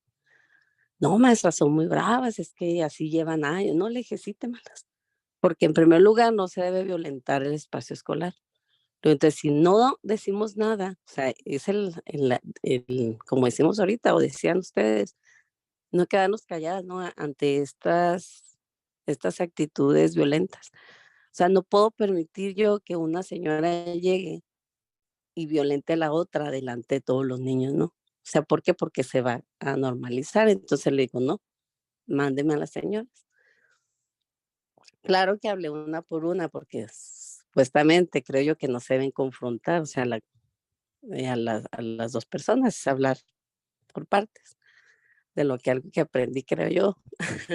Entonces, pues ya, le hablé a la señora y le dije, ¿sabe qué? Mire usted, pues me enteré que usted hubo testigos, que usted humilló a una señora, le gritó y todo eso. Entonces le digo, con el código, ahora el protocolo de convivencia escolar, no se puede hacer eso. Ah, es un nuevo protocolo, me dice la señora. No le digo, este protocolo ya lleva rato. Ah, si es que es la primera vez que me dicen algo. No, le digo, es que usted no puede violentar el espacio escolar. O sea, no puede. ¿Cómo se sentiría usted si la humillaran o si le gritaran delante de todos? No, pues no, no me gustaría. Pues entonces tampoco debe hacerlo con otra madre de familia, ¿no? Esas situaciones son afuera. Entonces sí mencionarlo, o sea, ni modo descansado, te van a hacer las caras porque los directivos también dicen, a veces les da más coraje que tengas el valor de decirlo más que de lo que dices, ¿no? O sea, el valor de levantar la voz y decir, sabes que a mí no me parece esto. Pero bueno, esa fue la segunda. Entonces, de ahí ya no se ha presentado ningún tipo de esas situaciones en que las madres se ofendan o hablen así, ¿no? Que se peleen. No se ha presentado hasta ahorita, pero sí hemos estado bien, bien,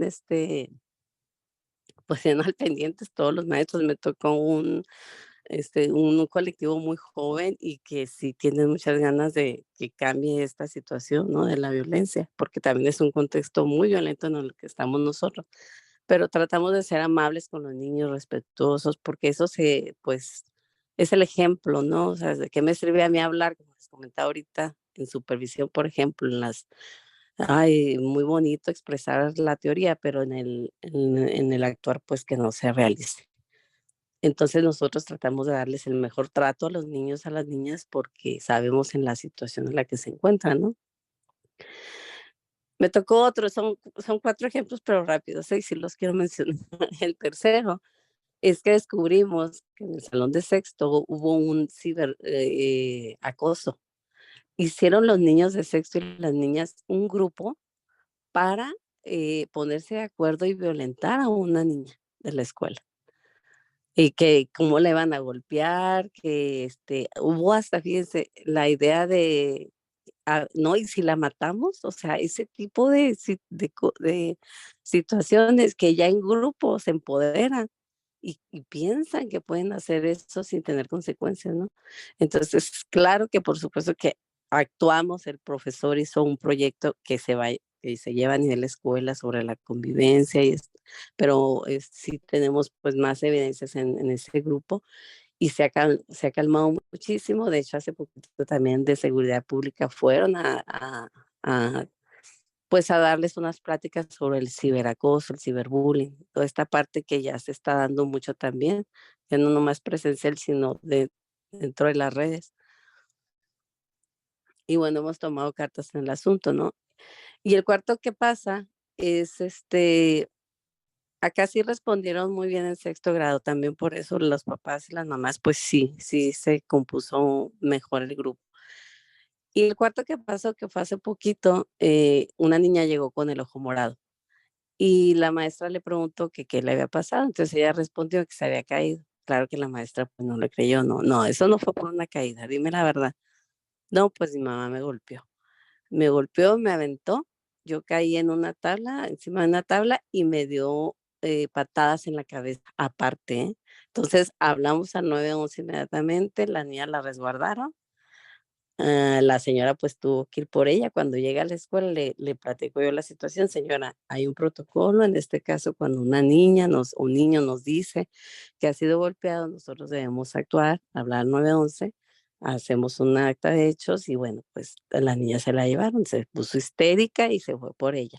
Al día siguiente volvió la niña normal. Entonces también, como dices ahorita tú, Mónica, esa parte de que tú haces el protocolo, pero las autoridades correspondientes no hacen absolutamente nada, ¿no? No he platicado con la niña, me dice, maestra, después le platico qué pasó allá.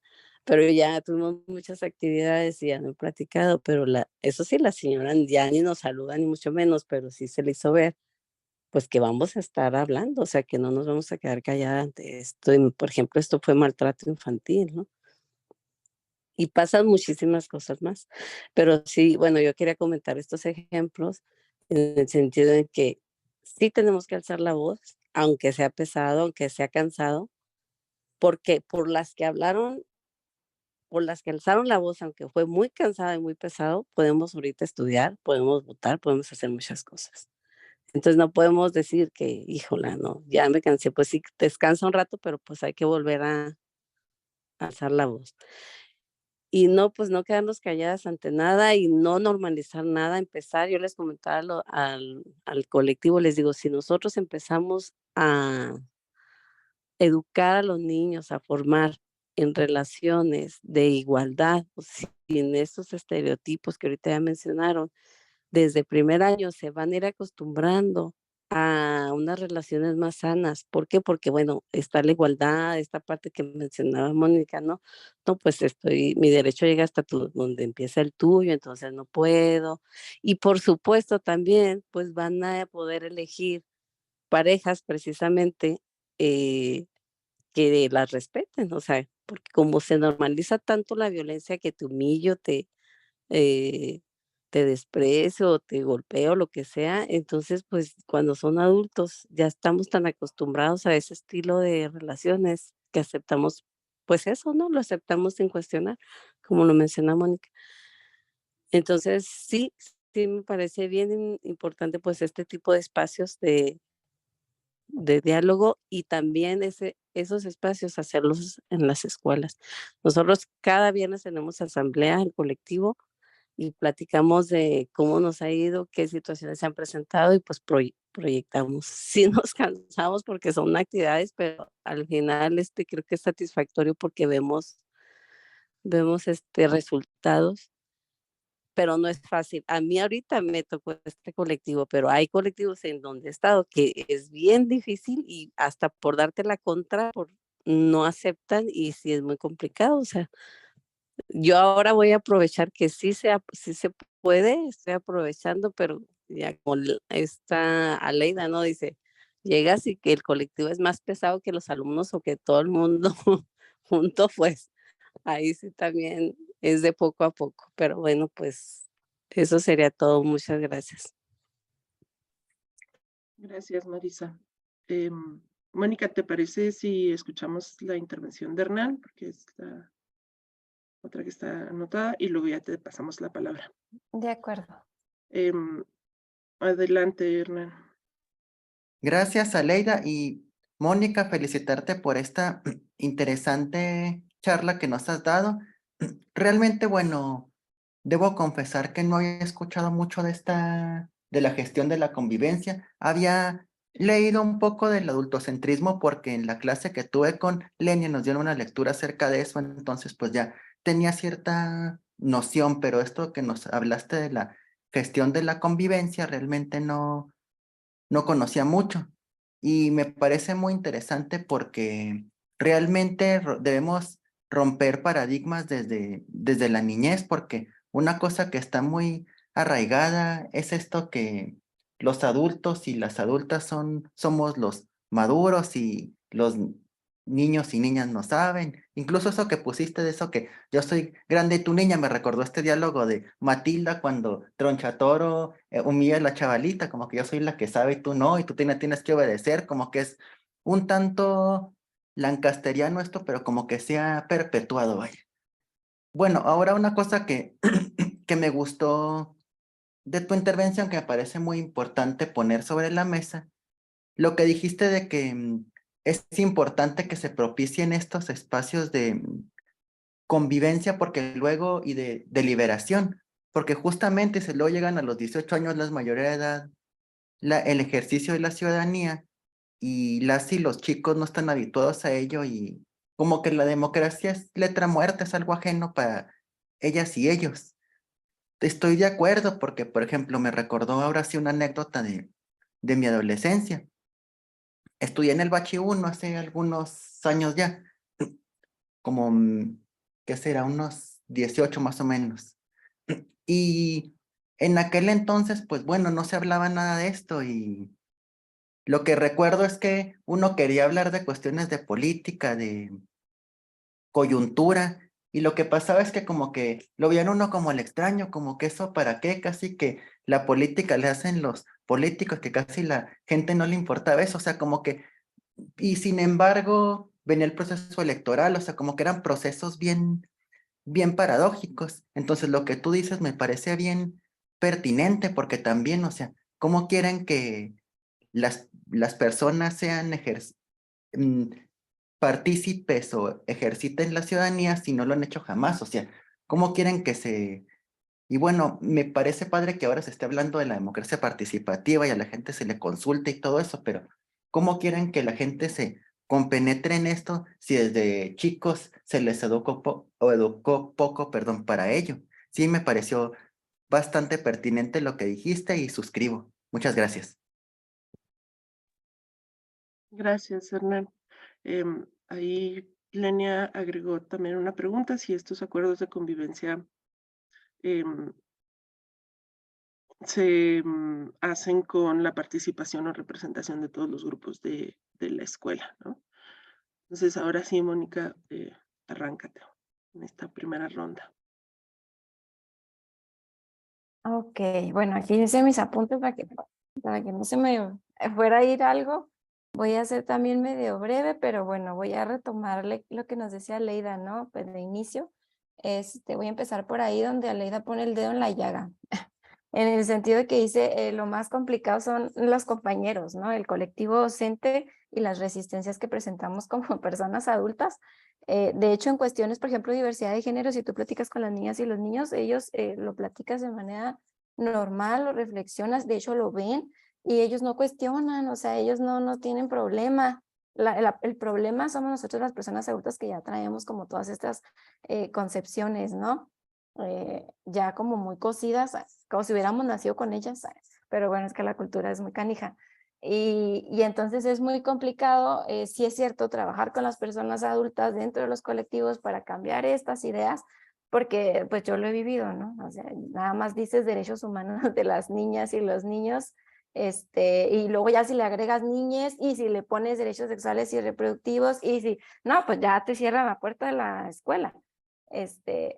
Pero bueno, entiendo que es muy complicado porque es una cuestión revolucionaria desde el punto de vista que vamos contra la cultura.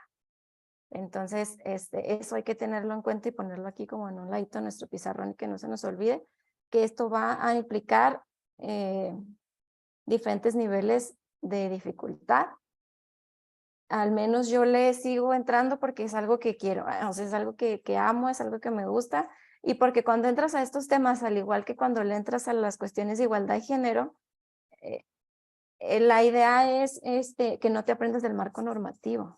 La idea es que es una filosofía de vida, es una manera de ver el mundo, es un paradigma desde el cual vives y tratas, porque tampoco es fácil, yo se los digo desde mi maternidad, y tratas de ir posicionando esas cosas teóricas, ¿no? Y muy complejas dentro del día a día. Pero también es complicado porque implica exponernos. Implica exponernos a nivel individual como persona. Ahorita que yo les decía, cuando no reconocemos nuestros propios prejuicios, nuestras propias limitantes, cuando no reconocemos cuando uno la riega y lastima a alguien de su entorno docente o de incluso de las niñas y los niños, estas cosas son exponernos. También el exponer situaciones o casos de graves en las escuelas, y no graves, pero ¿qué pasó con la situación de los embarazos en adolescentes? No, pues no, nadie diga que aquí en la secundaria tenemos un alto índice de embarazos adolescentes porque pues nos vamos a exponer. ¿Sí me explico? Entonces, esta parte expone desde la cuestión personal y desde el ser parte de una escuela, un centro educativo, una comunidad educativa, y exponer que dentro de tu comunidad educativa hay estas cosas, también es exponerte como persona y te atraviesa, porque no estamos hablando de situaciones aisladas, de conocimientos teóricos o sea, estamos hablando de situaciones que son humanas y que son de la vida.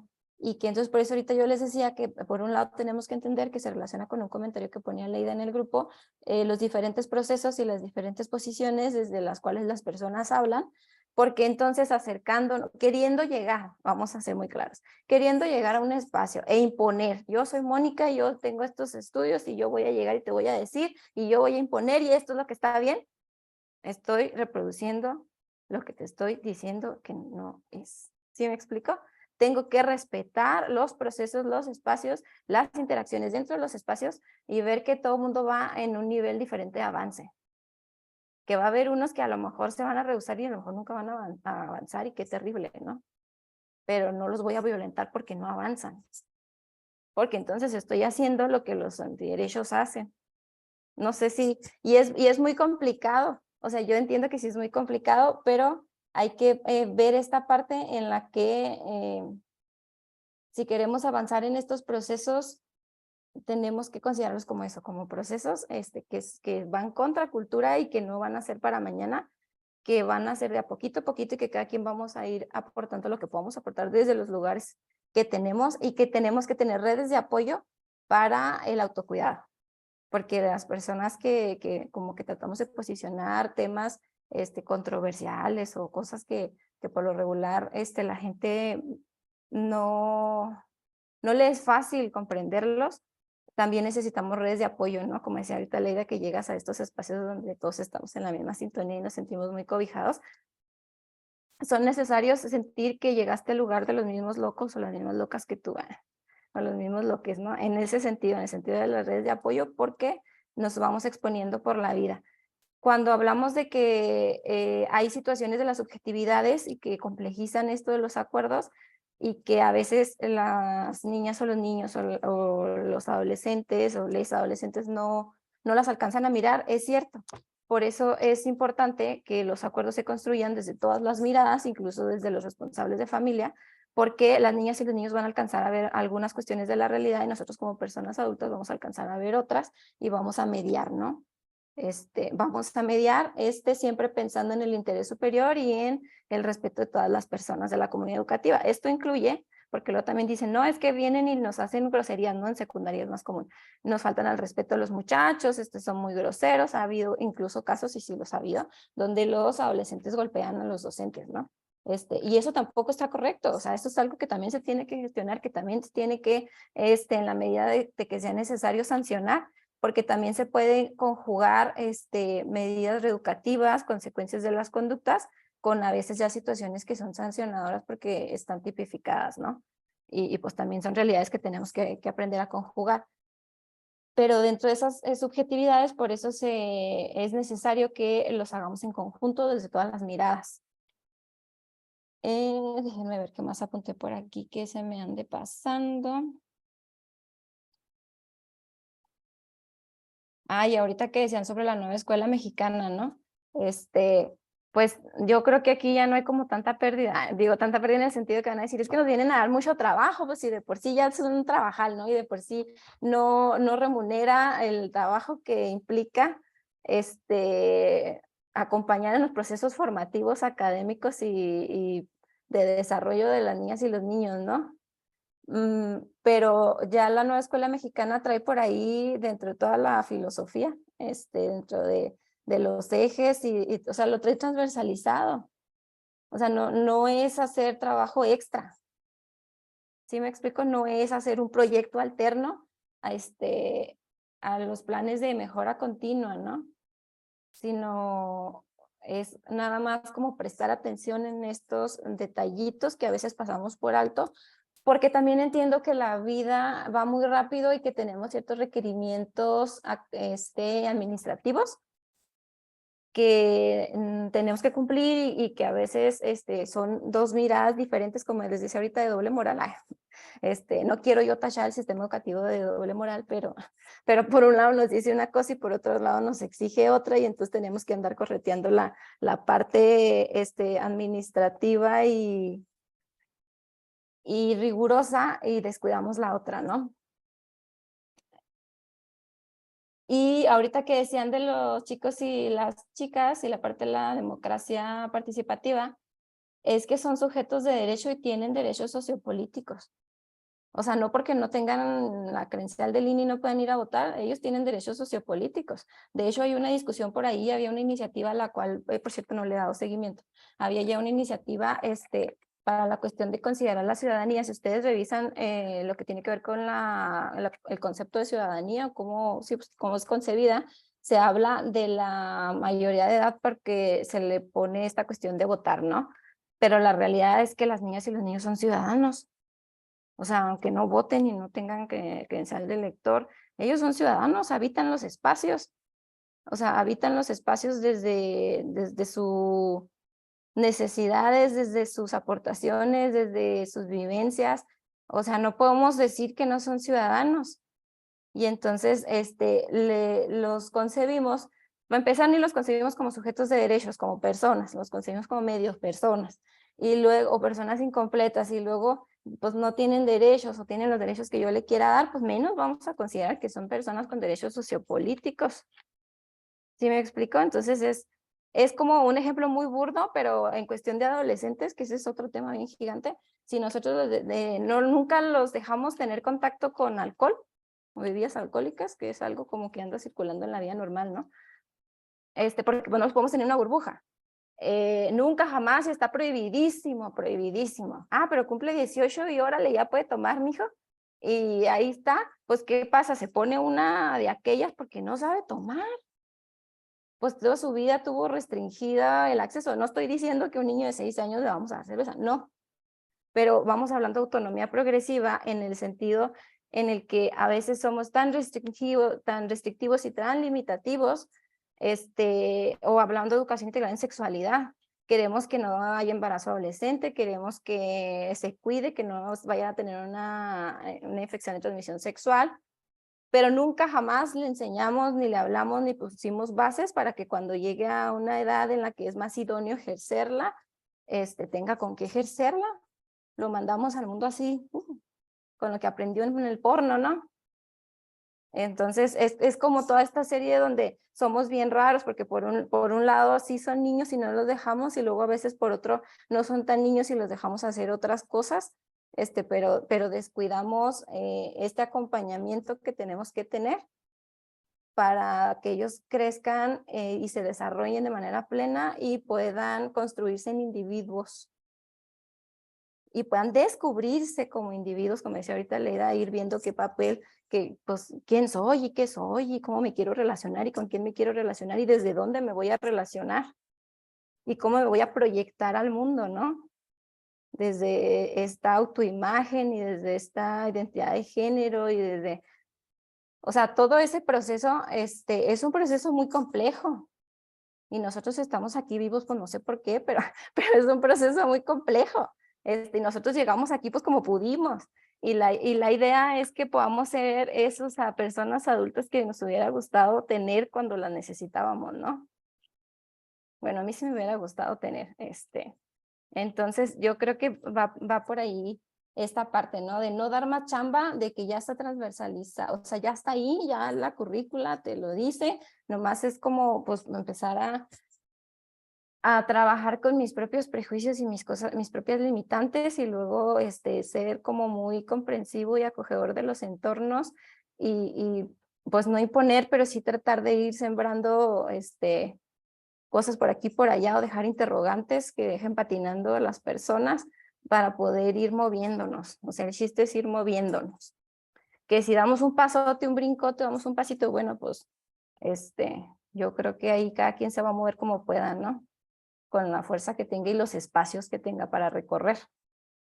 Pero el chiste es cómo movernos. Ya por último, déjenme ver qué puso, apunté al último la cuestión de lo que puso Lenia.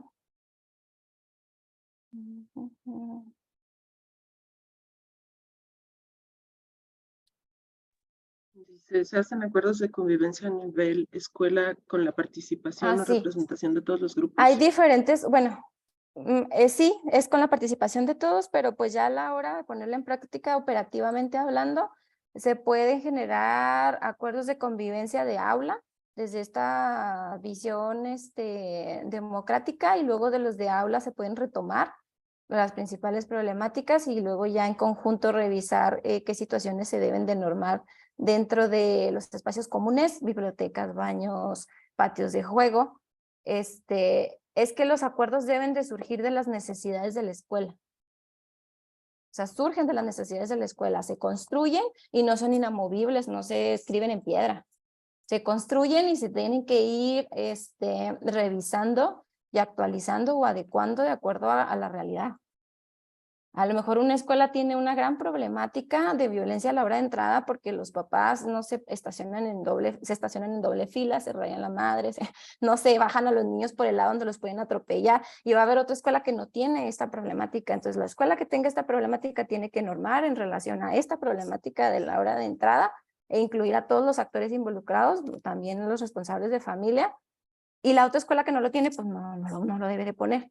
¿Sí me explico? O sea, hay diferentes, si hay una escuela en la que tenemos ya graves problemas de ciberbullying o de sexting, bueno, el sexting en su conjunto no es una cosa mala, sino que está mal, bueno, yo digo, ¿verdad? Que está mal tipificada en el Código Penal en el Estado de Chihuahua, porque el sexting es una práctica segura, porque pues estamos como coqueteando y mandando situaciones de tipo sexual o imágenes o así. Es una práctica segura cuando sabemos cómo realizarla, cuando tenemos los elementos para realizarla. Tampoco digo que sea segura para un niño de 8 años, ¿verdad? O sea, pues ahí tenemos que tener como otros factores en cuenta.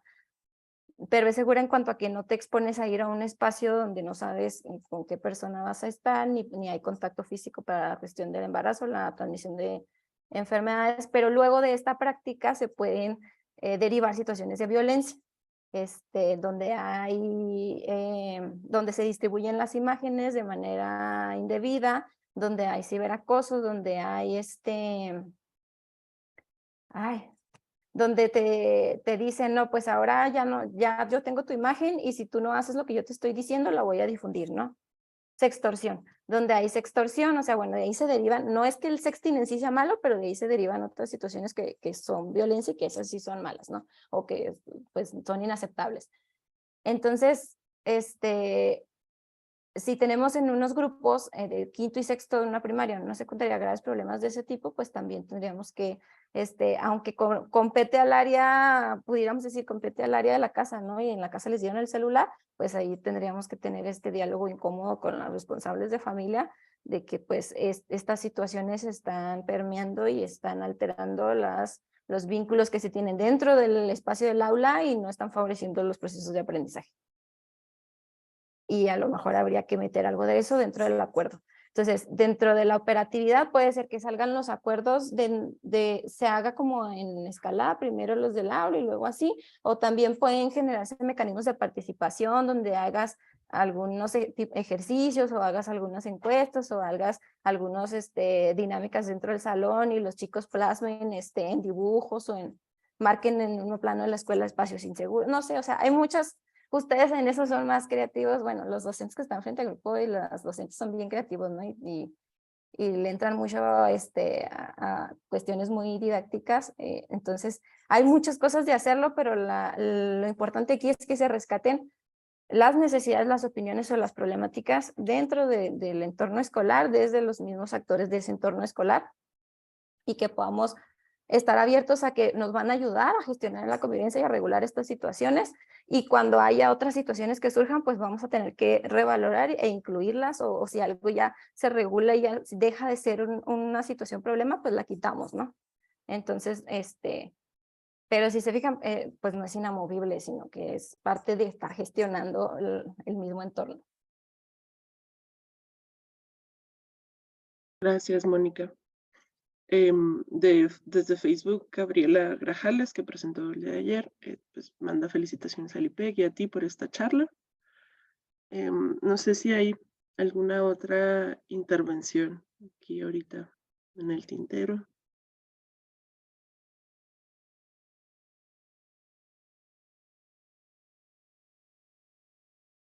Lenia, adelante. De esta problemática que planteas de cómo cuidarnos, cómo resistir ese estrés emocional, yo veo que es una problemática que plantean los compañeros y compañeros estudiantes aquí en el IPEC constantemente en las clases, y pues quizás, como dices, es necesaria hacer una red de apoyo y a lo mejor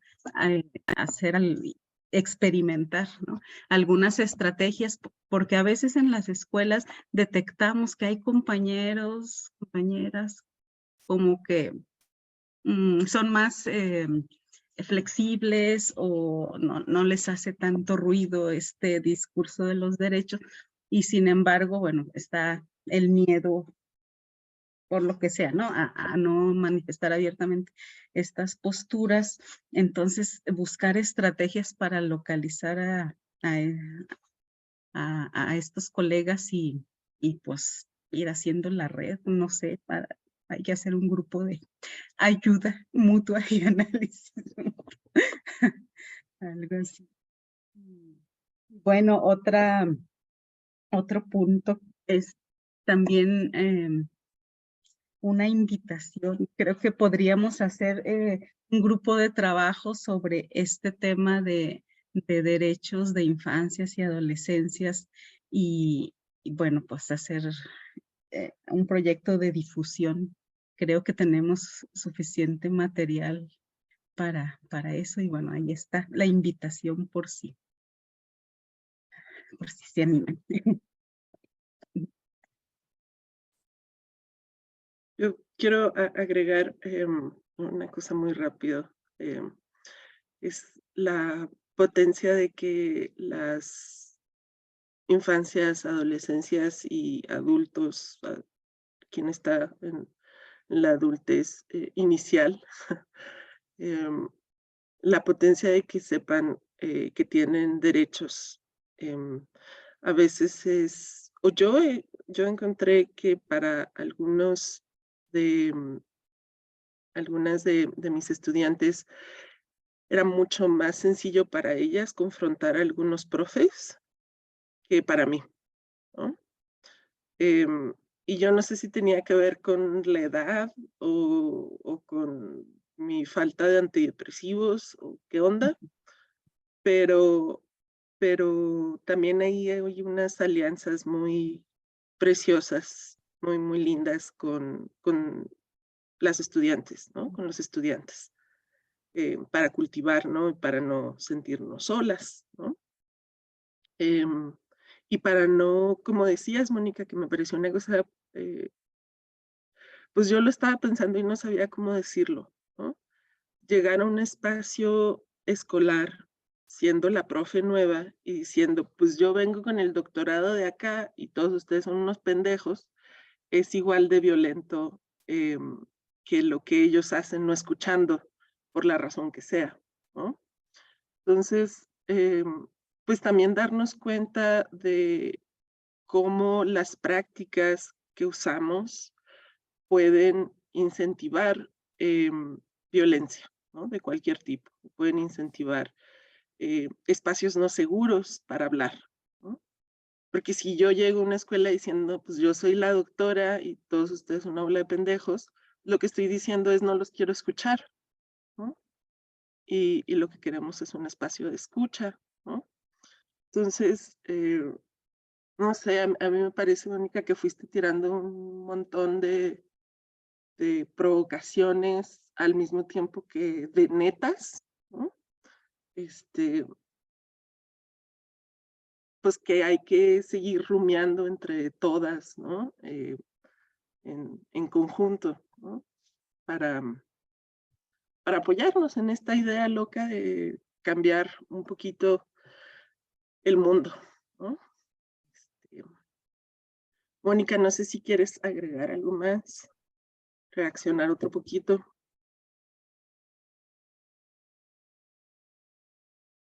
Justo tenía una idea y me enrollé escuchándote y se me Perdón. fue. Pero no hay problema, pero tenía que ver con esta última participación de Eleni en relación a cómo nos cuidamos. Creo que ya me acordé. Bueno, eso es algo que tuvimos que poner en práctica cuando ahorita que mencionabas, ¿no? Que se trabajó con la parte de la red para la atención y prevención del abuso sexual infantil. Fue un tema muy complicado, muy complejo, muy difícil.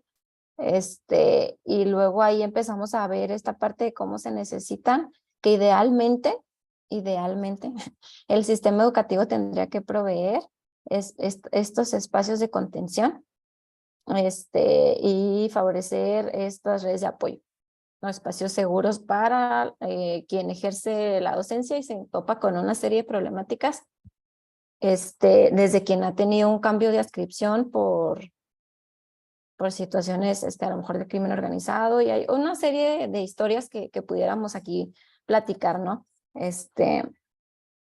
Entonces, idealmente el sistema educativo tendría que proveer esta parte, pero bueno, estamos en una realidad donde no existe esta parte, y me parece muy atinada la idea de Lenia de poder irnos cobijando de otros pares, que nos pueden apoyar en esa parte de hacer un ejercicio de redes de apoyo, ¿no? Porque el simple hecho de juntarte a platicar así, en un fin de semana casual donde no tenía conferencia, y nos juntamos a platicar y ahí desahogarme, fíjate que fue un taller en una escuela y fíjate que los docentes, o que me dijeron esto, mira lo que pasó o sea, el simple hecho de platicar ya es un espacio, en el que, pues para empezar hay que desahogarnos. Hay que reconocer las emociones y los sentimientos que nos deja trabajar esas temáticas con los colectivos. Hay que reconocerlas. Y hay que aceptarlas. Que me da coraje, que me da tristeza, que acá se suicidó un niño. Sí. O sea, sí pasa, sí está pasando y sí va a seguir sucediendo. Pero entonces, desde el reconocimiento de eso, entonces, de entrada ya desahogarte es muy, muy bueno, pero si tienes aparte la ventaja o la onda de poder problematizarlo desde otros lugares, de que te puedan apapachar, a lo mejor hasta de manera teórica, ¿no? O te den otras ideas, de otras estrategias que yo ya puse en práctica y que a lo mejor me funcionaron, o de algo que se me está ocurriendo cuando te estoy escuchando. Esas redes sí tendríamos que fomentarlas. Digo, qué triste que sea por nuestra parte, pero pues sí hay que fomentarlas, ¿no? Porque el autocuidado es importante, nos podemos ir a cuidar, a apoyar en el desarrollo de las demás personas y a la vez desarrollarnos nosotros como personas profesionistas y como individuos, si no tenemos esa parte priorizada, ¿no? Porque nos vamos a hacer garras. Nos vamos a quemar, nos va a dar este quemamiento por compasión, que no es específicamente burnout, sino es desgaste por compasión. También porque hay una serie de situaciones que pasan en las escuelas que son muy complicadas. Muy, muy complicadas, empezando por alguien que no almuerza y que no lleva lonche y que la situación socioeconómica de la familia es difícil. Entonces, creo que estas redes son muy importantes y pues vamos cobijándonos de personas que nos apoyen, ¿no? Porque si no, no la vamos a armar. Hay que explotar el potencial de las redes de apoyo y de los espacios seguros. Gracias, Mónica. Pues con este cierre tan potente, concluimos la charla del día de hoy. Acá en el chat, a quienes están conectados por Zoom, ya escribí el link para registrar su asistencia a la charla del día de hoy. Y pues un gusto, Mónica, muchas felicidades. Hay un montón de felicitaciones para ti en el chat, ¿no? Alba, Yara. Y pues de parte de el IPEC, ay, no sé cómo, share screen. Pues acá está tu reconocimiento por la charla que nos diste el día de hoy. Muchísimas gracias, muchísimas felicidades también y pues que se nos haga costumbre acompañarnos. Sé que lo hacemos de manera no reconocida, hay que reconocer esos acompañamientos que nos proveemos acá en este lugar, ¿no? Muchas felicidades, muchas gracias y nos vemos el siguiente viernes, ¿cierto? Sí, siguiente viernes. Gracias vemos. por el espacio, que tengan bonita tarde. Gracias, Mónica. Gracias por compartirnos todo esto tan interesante.